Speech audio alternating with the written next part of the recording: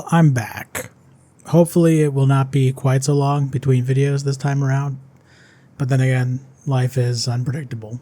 So we return to Rome by night to talk about the war against Carthage. Carthage is very important in the real life history of Rome because it was the major antagonist, the major rival of Rome in its early days. Carthage is also important in the make-believe nonsense history of Vampire the Masquerade lore, because Carthage has a really key role in vampire history. It is the site of this attempted vampire utopia, if you will, where a bunch of vampires, mostly the bunch of Bruja, had this idea that they were going to create some reality where humans and vampires could like live together in peace and harmony, do away with the masquerade, and just get along, you know? Now, for reasons that should be obvious, this didn't fucking work. There's a lot of stuff on the floor down here, Peter, and like these things, oh, it's a spinal column, yuck. Now, to describe Carthage in the vampire lore, it's kind of like the Soviet Union, where it's this completely chaotic situation that is kind of doomed to fail. And it's being overseen by, on the one hand, Lenin, who is basically a maniac, who has, kind of a concept of a plan that, theoretically might work, although it's not going to. And then you have Stalin, who's just a total fucking psychopath, doesn't have any real interest in the ideology that they're following, and just wants to commit atrocities. He wants to commit atrocities in order to seize power. He wants to commit atrocities in order to destroy people who have wronged him in some way. And he wants to commit atrocities sometimes for no reason at all, sometimes just for fun. Now, what eventually happened with the Soviets was Lenin had a stroke. What happens in Carthage is slightly different. It's like if Lenin never had a stroke because he was a vampire. And rather than Lenin realize, man, that Stalin guy, even by my standards, is fucking crazy, right? We should get rid of him. Instead, he decided that he was in love with Stalin. And they kissed. And that is basically Carthage. You have Lenin, right? Troil, who is the founder of Clan Bruja, kind of, not exactly, sort of, but not really. Someone named Troil is probably the founder of Clan Bruja, and he or she might be this Troil or might not be. It's not really important. And she is trying to run this vampire utopia experiment in Carthage. And then you have Moloch, who is the founder of Clan Poly. I don't have time to go into that either. And they are like the most toxic couple imaginable. Just two terrible people who make each other so much worse. From the start of the campaign, the players have been very entwined with this Carthage story because they are all turned into vampires during the fall of Saguntum. That was in the first video I did on this. When Rex Thulsa and Tempest Thales, who are two of the vampires who serve the Carthaginians, they come charging through Spain, destroy this place, and they are part of Hannibal's army. Hannibal's army that, marched up through Spain and across the Alps with like 100 elephants, and then all but 5 of them died, and then they got to Italy, and then they kind of like ran around in circles for like 10 years and never managed to actually attack Rome. Hannibal was an imperfect individual. I don't want to say all hat, no cattle, but one of those guys who couldn't seem to quite get it done in the fourth quarter, as it were. When we come back to the players, this is what's going on in the game. Hannibal has crossed the Alps. He is in Italy. He has defeated a bunch of Roman armies. He has seemingly conquered the country. He's roaming around the countryside, recruiting lots of other people to his team. Because Italy is, at this time, full of cities that are conquered by Rome, but they don't consider themselves Romans. They don't really want to be conquered by the Romans. And a lot of them defect. A lot of them are like, yeah, fuck the Romans. We'll join this Hannibal guy. I'm sure Hannibal will get it done in the fourth quarter. The guy came across the Alps with elephants. Clearly, he has a plan. He's not going to leave us hanging. But while Hannibal actually never manages to conquer Rome proper, the Romans are still very nervous at this time. And it's during this time that some shit starts happening that all comes back to Cassandra. our dear little Nagaraja player character. Cassandra, back several sessions prior to this, had gone and made a deal with Xanthos, the evil necromancer who lives in the necropolis of Carthage. This was something that came totally out of left field for me. It was not anything that I was planning. But she seems really eager to betray everybody, so I'm like, okay, I'll come up with a plan for you to betray people. Cassandra follows instructions that she's given by Xanthos to kill a bunch of people, grind their bones up into bricks, evil bricks, and build this arch, which looks like just a normal doorway of like a broken down house. But when you do a little, like you come over and you fiddle with it magically, you can walk through it and teleport directly from Rome to Carthage, or back from Carthage to Rome. Prepare to enter the scary door. And Xanthos starts using this to send spies and assassins and things and overthrough to Rome to start undermining shit. Cassandra goes and finds this Bali witch, who is an agent of Xanthos and of Moloch, and she's buried out and in torpor near Rome. Cassandra follows the directions she's given, digs up this witch, sets her free, and the witch goes around and starts doing crazy witch shit.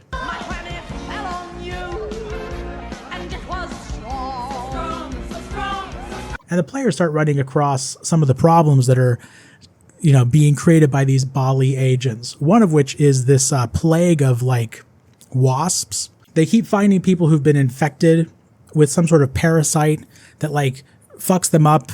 They get these weird tumors and then it hatches out of them, like in that movie, Spaceballs. Oh no, not again.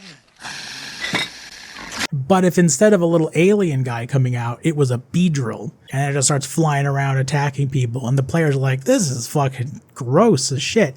And they're trying to track down Patient Zero. They can never quite get a handle on this because it's the Bali who were creating this bug plague. They are also dealing with this other weird guy named Dr. Talos. He's one of the Bali who has come through the gate from Carthage and is now fucking with them in Rome.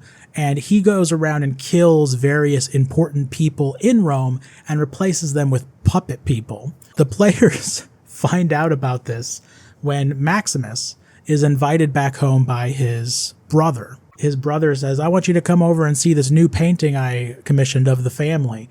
And Maximus shows up and his brother pulls back the curtain and he's like, this is what you get. Nothing.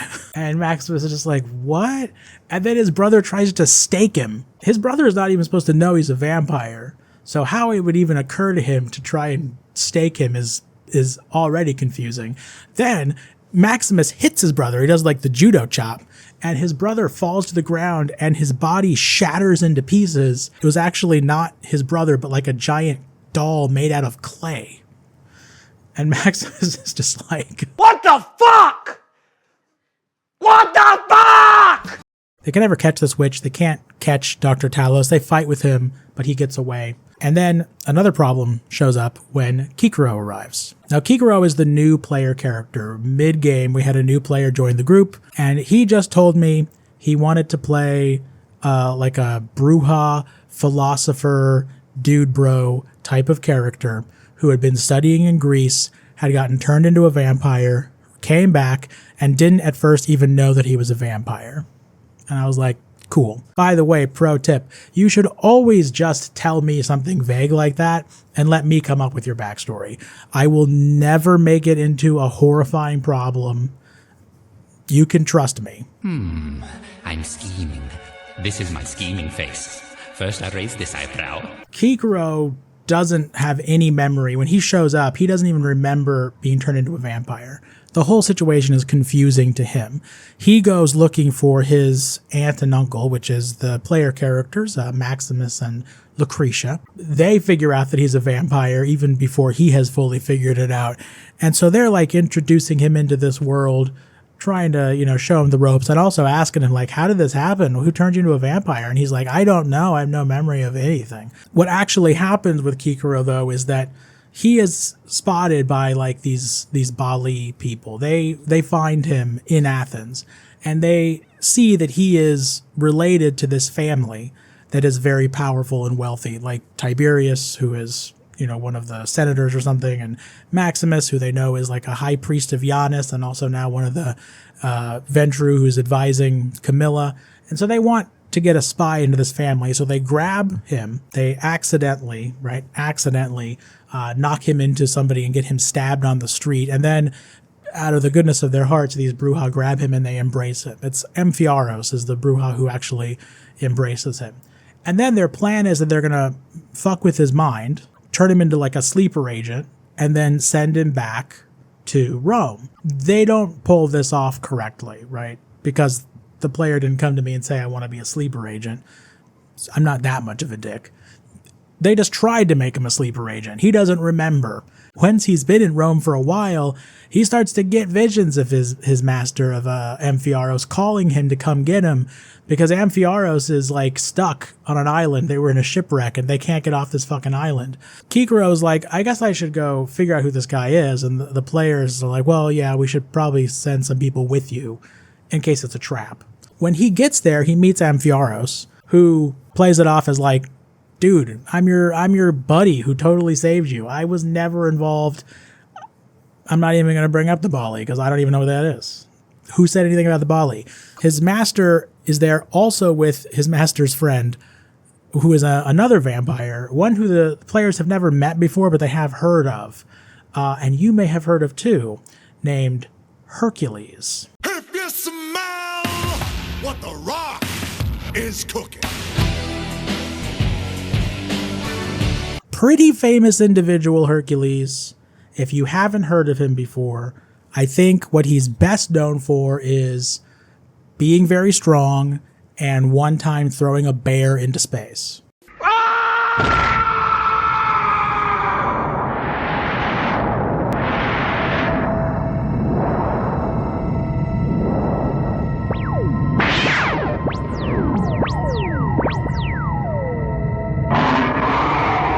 In the game, Hercules is one of the Brujah who is part of this whole dream of Carthage thing, right? He's a follower of Troil, just like Amphiaros. They want to create this utopia. Amphiaros for philosophical reasons. Hercules, not the brightest guy, just kind of following along with what the other Brujah think is cool because he wants them to think he's cool because he's cool.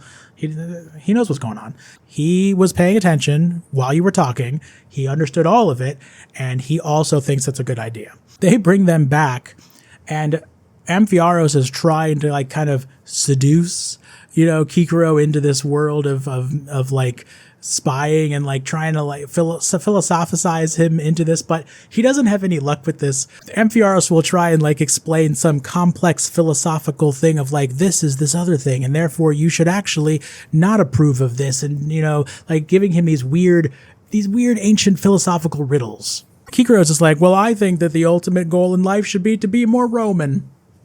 What's the sound of one hand clapping? Piece of cake. No, Bart, it's a 3,000-year-old riddle with no answer. It's supposed to clear your mind of conscious thought. No answer? Lisa, listen up.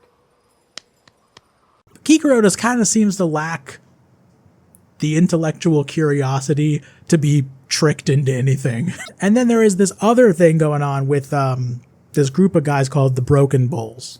Now, these are led by the Bali and some of these Brujah guys from Carthage, but also led by a group of sort of proto-anarchs who genuinely do want to like throw off the yoke of the elders and the oppressors and, create some sort of world where vampires are free to do whatever thou wilt and whatnot. They also try to convert Cassandra over to their side, try to lure her over, but Cassandra ultimately doesn't have much interest in this. Like, even though she, like them, was a slave and she, like them, doesn't like the Ventru, by this point, Cassandra's starting to feel like, I think actually maybe I don't want to overthrow the people in charge. I think I just want to like get them to pay me lots and lots of money and then eventually replace them. I'm going to go that route. I'm going to fix things from the inside. So none of these plans really work. Eventually, they try to pull off their big coup to like throw the city into chaos. They create a riot. And they have some success, mainly because they get a lot of people very riled up and they set fire to some buildings. And then they got Hercules running around like, follow me to the forum. And he's going to tear down the Senate. And he's pretty dangerous. As you know, Hercules is very strong. He threw a bear into space.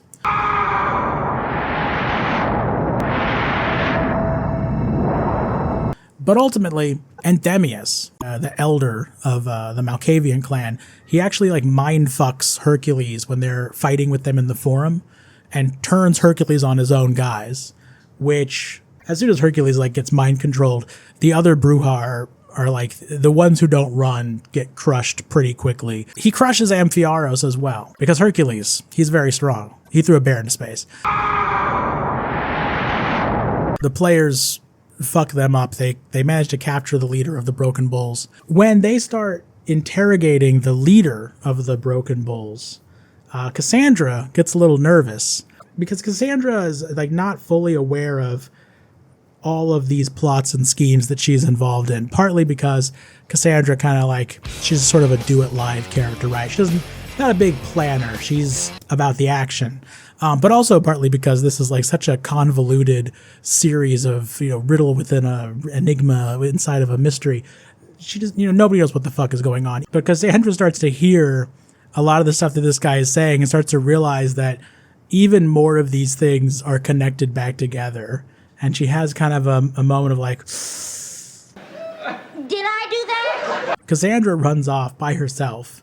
She's like, that's interesting, guys. I got to go check on something. I'll be right back. And she runs off and tracks down this Bali witch and gets into a fight with her, like one-on-one, witch versus witch.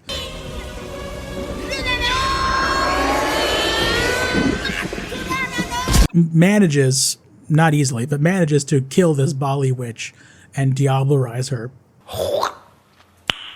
Nice. Buries her remains. Then she goes and destroys the fucking gate. And from that point on, it's just like, I'm done taking orders from the stupid Xanthos guy and his confusing plans. An important part of all this is the conflict that's going on between the Ventru and the Lasombra in Rome. The Ventru being led by Camilla and the Lasombra being led by Andronicus. The Ventru have been fucking a lot of stuff up. They have failed in a lot of these fights with Hannibal. The generals that they pick, the armies that they put together have not managed to get rid of him. And now they've had this riot in the city that almost burned down the Senate. The Lasombra try to like move on them in the Senate, the Eternal Senate, which is the Vampire Senate. And Camilla, being the sneaky little shit lord that he is, calls favors to like move votes to essentially vote himself out and vote Andronicus in. Just like gives it to the guy. He just relents and lets him have it. But the Lasombra are very happy about this. Now that loser's out of here, it's the time of the Lasombra. We're getting an army together. We're sailing across the ocean. We're killing Carthage. Quick war, 15 minutes in and out. 3 years later, they have still not destroyed Carthage.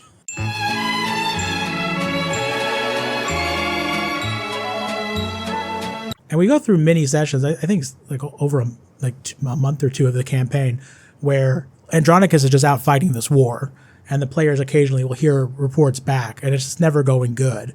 And they're doing all this other shit. And oftentimes they're doing shit where Camilla is sending them on little sneaky missions to cause more problems for the Lasombra. Eventually, Andronicus has to come back to Rome, kind of hat in hand, and ask Camilla for assistance because the Lasombra have pretty much bankrupted Rome and themselves in this war that will never end, while the Ventru have stood back and refused to offer them any assistance at all. And eventually they are forced to come and beg for his assistance. And once they do that, then Camilla calls in all of his debts from around the world, brings in all the heavy hitters, brings in all the Ventru money, and raises a new army to go head out and destroy Carthage, for realsies this time. That Camilla has called in favors from the Gohars, the three Zamits who live in the city, which are the Gohar siblings, Gurgen, Saturnia, and Tatiana. Not them as three figures, they are called as one entity, the Gohar. Through the course of the game, the players had pieced together bits of this story from different people they talked to, books that they read. They had figured out that way back in the day, There had originally been a Zamitz in Rome called the Gohar, and when Tinia arrived, Tinia is the super ancient Ventru who is the progenitor of all the Roman Ventru. They're all her descendants. When she arrived, she broke the Gohar. What exactly that means is never made entirely clear, but this giant dragon was like shattered into 3 individual people. I never called attention to it, but I had been very careful to make sure that I did it this way. They never appear together. You will see 1 Gohar or 2, but you never see all 3 in the same place. This is because if they do that, they fuse back together into the original entity. It's a much older, much more powerful vampire when these 3 vampires physically merge together. Sort of like a Megazord, but with lots and lots of blood. Aquila is given the task of assembling the Gohar and then disassembling it. And he has to bring all these ritual components and do all these magic spells to do this correctly. When Gergen is discussing this with them, Camilla tells Gergen, I don't only want you to assist in the battle, I also, as part of the debt that we're calling in, he tells him I would like very much if Andronicus, our fearless leader, maybe didn't return from this battle. I genuinely don't think there's anything to gain by keeping him around. Then there is Xanthos. So Xanthos, the spooky Cappadocian, they find out through various spies that they have that in addition to all the other spooky things he's been up to, he has been trying to prepare some ancient ritual to sink the entire city of Carthage into the land of the dead. This is something which has some precedence in the lore. It has been done before. The players go find some texts on it. The outcomes are not good, and they're not entirely sure, A, whether this would even work at all, if he even really knows how to do this. But also it's unclear, assuming it works, whether this would kill everyone in the city. Like they think it probably would, or maybe it would do nothing and it would just cause him to like sink into the land of the dead to escape.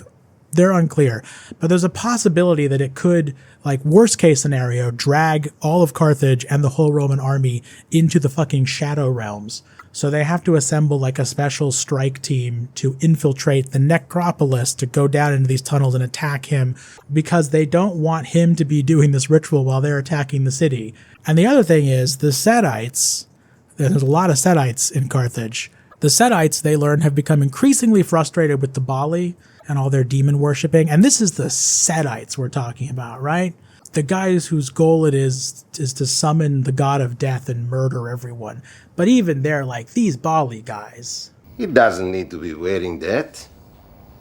No, he's too self-consciously scary. He's just a lot, you know? It's like, we get it. No. The players arrange a meeting with the leader of the Setites, which is Rex Thulsa, because the Carthaginians have this big navy, and it's inside this, it's called the Kothon. It's this huge circular harbor, so it's like a fort in the water. They can't really assault this thing very effectively. And it's full of these fire ships that can throw like Greek fire kind of, right? Like they hurl it. But they say to the Setites, if you steal all these fire ships and just sail out, we'll let you go. And the Setites agree to this. This fight was a massive undertaking. It was in multiple stages. And since we had so many NPCs involved, I gave all the NPCs to the player characters. So while a lot of the stuff that ends up happening was not the player's own characters who did this stuff, they were the ones controlling all these NPCs. The Gohar is dragged together into this huge 3-headed hydra. And the fight commences.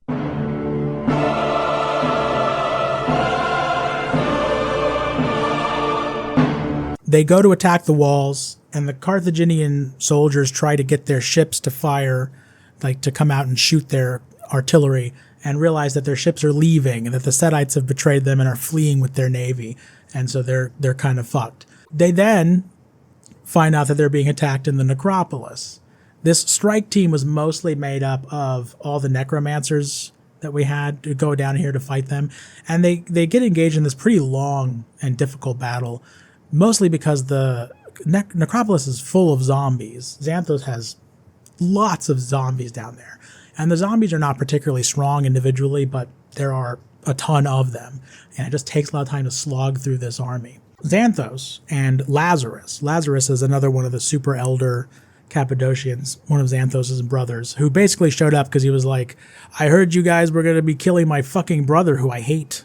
I hate that guy. Lazarus and Xanthos get into this wizard duel, which goes on for a good while until eventually Xanthos gets hit pretty hard. He gets weakened, and then Melita, who's one of the Lamia, manages to fall on Xanthos and kill him. But also down there is Tempus Thales, who the players have encountered a handful of times through the game, but most notably in the very first session when he was the one who kicked their baby, little Maximus, into the fire. Bye, bye, little Sebastian.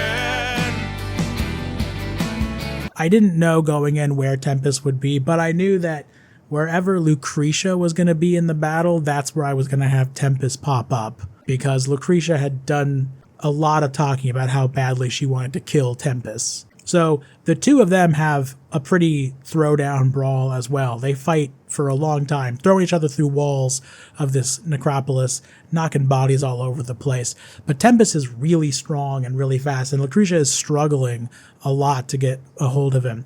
Eventually, Lazarus comes up and manages to wither touch Tempest. He hits his leg and shrinks his leg. Here we go!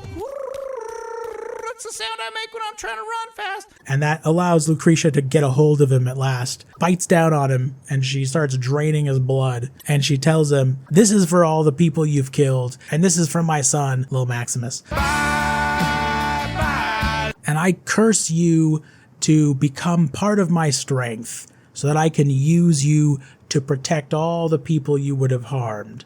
And then she diablerizes him.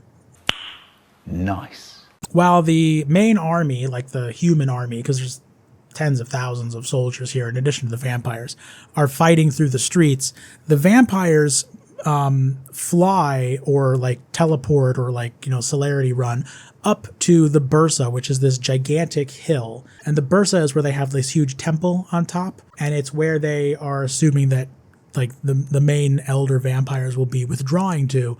And there were a lot of vampires in there, but the players really just shock and awe them, coming in with the Gohar, who hits them with I think it's called Magma Burst or Lava Blast or Volcano or something. There's some Coldonic sorcery abilities, like the last level of Way of Fire, where you can just create geysers of fucking lava out of the earth.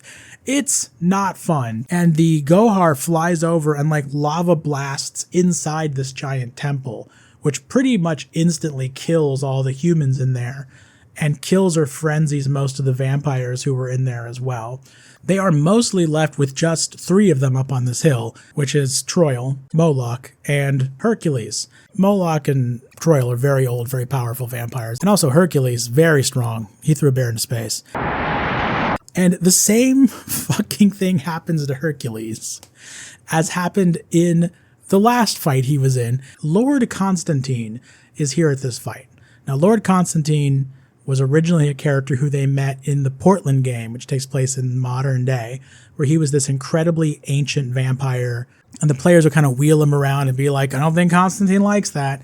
So when they went back in time 2,000 years and met Constantine again, and he's alive and virile, and he's going around talking about how he's going to crush people and stuff, they're like, this is fucking hilarious. This is that old guy from the wheelchair. Right at the beginning, he hits Hercules with a mind control power, freezes him up, and Karush comes in and fucking diablerizes him, just like that. It turns out it doesn't matter how strong you are, even if you can throw a bear into space. If you don't have any resistances to mind control in a vampire game, sooner or later, you're gonna get fucking mind controlled. Sometimes you eat the bar and let your blood. Sometimes the bar, well, he eats you. Moloch also gets overrun, and Andronicus grabs him and diablerizes him. Troil, she's surrounded and is not going to be able to survive this, and she's so heartbroken. Like she and Moloch are blood bonded to each other. It's like the worst person in the world that you could possibly choose to blood bond yourself to, but whatever. She's like so overcome with grief and knows that she's not going to get away. So what she does is she grabs Moloch and she uses the like meld to earth ability to just sink into the earth to escape. At which point the players are like, well, we can't let her get away. That sucks. Because of how old and powerful she is, they can't just dig her up and like throw her out of the dirt. But Lazarus, luckily, knows a ritual to banish her there forever. In order to do this, they're going to need hundreds of tons of salt and also blood. Like more blood than you've ever imagined. Blood and blood and blood and more blood. And bits of sick. And Aquila is just like, My day has come. the vampires say, well, we have lots of blood here. We can just kill every single man, woman, and child in the entire city of Carthage. And Maximus and Lucretia are like, whoa, how about we fucking don't do that? That sounds totally insane.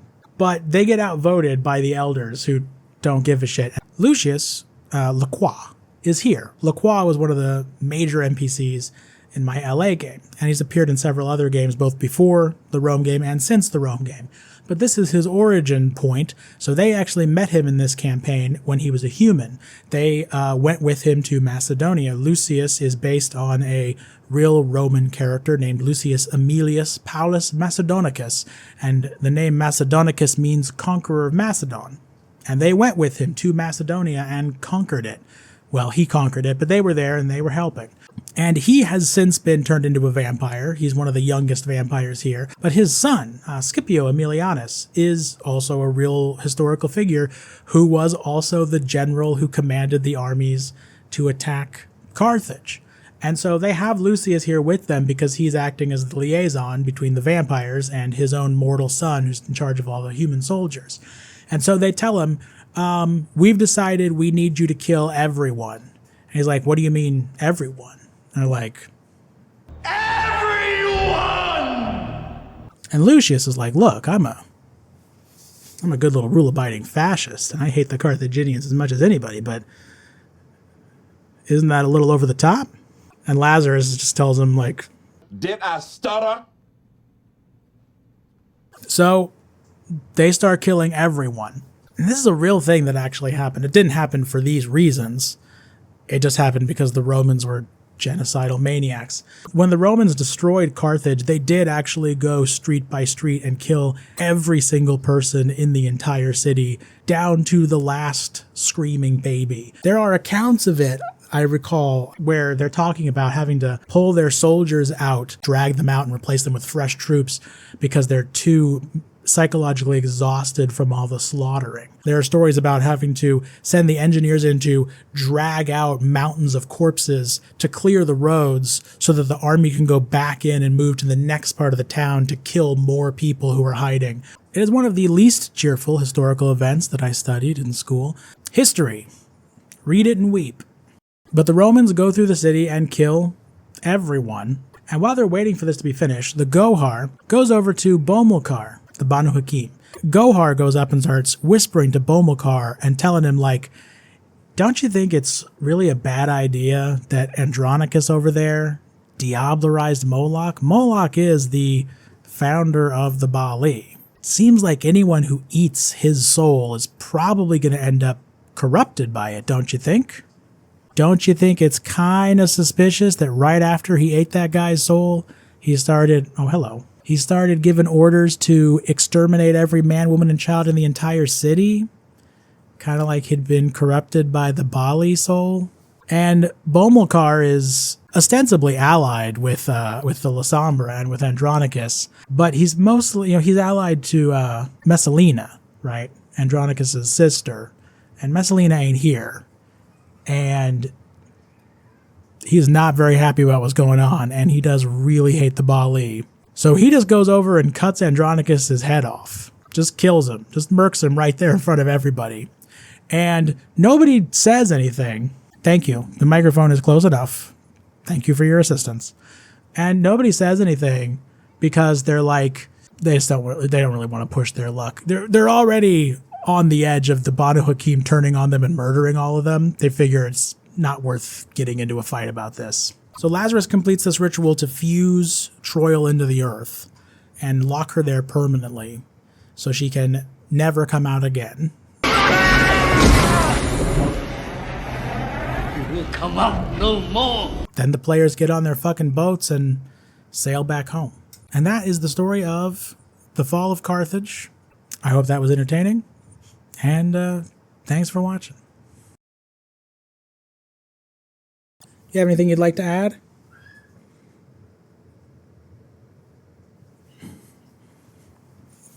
He does not have anything he wants to add.